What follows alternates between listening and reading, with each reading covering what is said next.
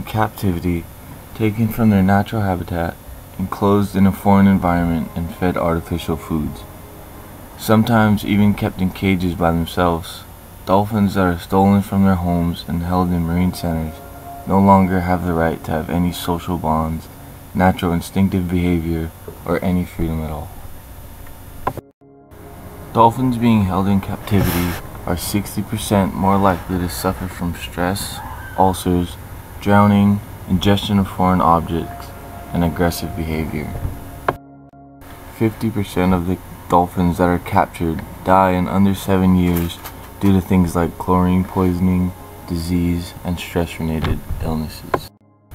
Due to the shallowness of the tanks that the dolphins are held in, the dolphins aren't able to swim freely and also spend most of their time towards the surface of the water, which is the opposite for dolphins in the wild, who like to travel at least 4 miles a day and is found to spend almost 80% of their time in the deep, completely submerged.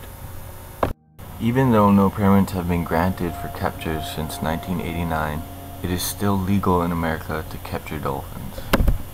But the capture process is extremely violent and traumatizing for the dolphins. Dolphins are chased to exhaustion by people in speedboats, who separate a few dolphins from the rest of the group and corral them with a net.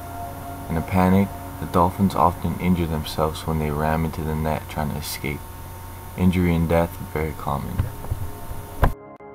Not to mention the fact that 53% of the dolphins that are alive after the initial capture die within the first 3 months. For the dolphins that survive the initial capture and the transportation process, they're forced to live in a space of water no bigger than a garage and no deeper than 9 feet, giving the dolphin no space to swim and leaving him close to the surface exposed to the sun's light. Because of the fact that dolphins possess the same biological hardware as the human brain to support certain abilities, if individual humans are entitled to special consideration, then so are individual dolphins. Dolphins have also been found to reveal signs of advanced consciousness that had only been linked to humans, such as self-awareness, emotions, self-conscious reflection on the contents of consciousness, solving problems using abstract thought, grasping the causal structure of one's environment, innovative and creative thinking, operating in foreign cognitive environments, and using tools.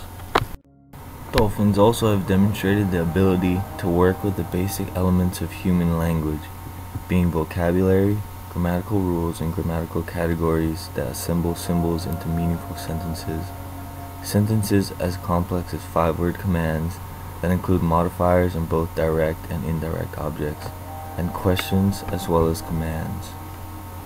Most evidence for dolphin intelligence points to a high level of social intelligence. Dolphins cooperate with each other, even forming second-order alliances in some communities, and handling the most important tasks for survival. They keep aggression from getting out of hand.